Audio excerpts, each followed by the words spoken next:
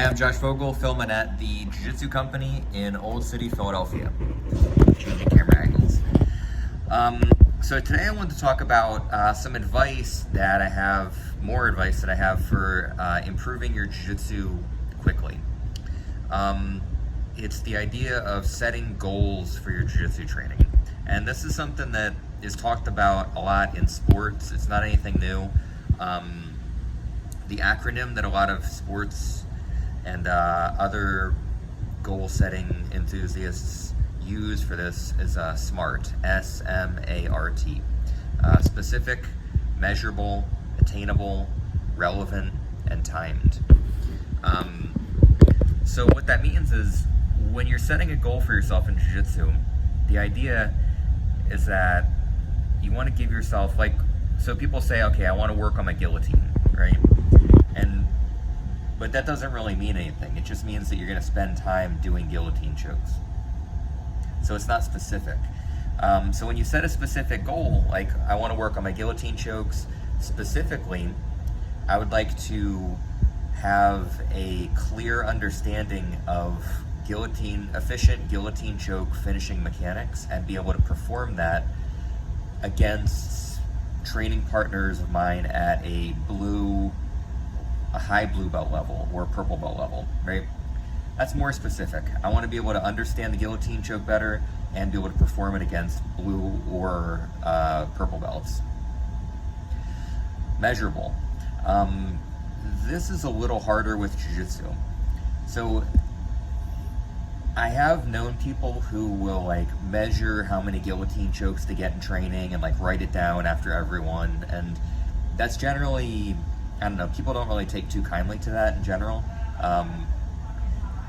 But there has to be some way of knowing, seeing your progress, whether, okay, what is my starting point, and then how do I measure if I'm actually getting better at this guillotine choke? So one way to do that without going overboard and writing down every single tap that you get and making people feel terrible about their training is to give yourself a goal in training of, I want to finish my guillotine choke 3 times out of 10 today during this training session against blue belt level training partners.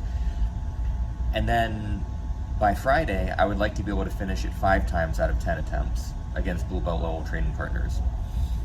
And then the following week, I would like to be able to finish it 5 times out of 10 using only about 75% of the energy that I did the previous week.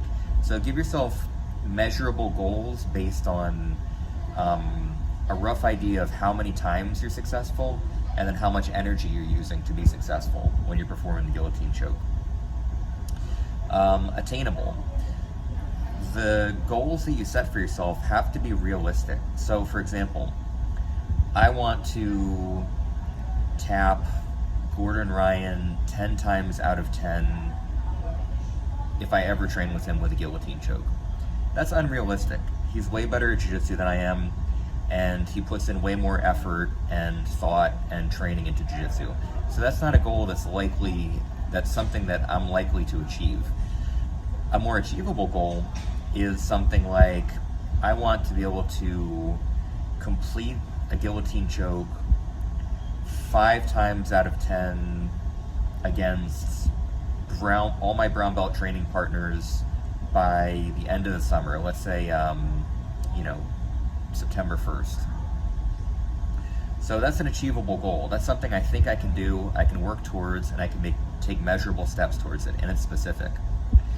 Relevant. So the goal that I pick with the guillotine choke is relevant in a couple different ways. One, it's relevant to the rest of my game. The guillotine choke is not something that will take me, I won't have to develop a whole different game in order to access the guillotine choke. It's also something that happens in Brazilian Jiu-Jitsu. So it's not like I'm saying, okay, I want to be able to perform a spinning back fist against my brown belt training partners by the end of the summer. Because when you're grappling, we don't do spinning back fists, so it's not relevant. So I want to keep the technique relevant to my game and also relevant to the sport or activity that I'm doing. And then the last one is the T, which is time-based, right? So the idea there is that you're giving yourself a relatively finite time limit to make your measurable improvements on your goal. And so what that means is that, like, I want to improve my guillotine choke at some point in my life. It's not really time-based, because that could be anywhere from now to the next 150 years from now, or however old I end up being. A better time measurement would be September 1st. I want to be able to accomplish my specific, measurable, attainable, and relevant goal by September 1st, which gives me a specific date, which puts a little bit of time pressure on me to actually do the work that it takes to achieve that goal.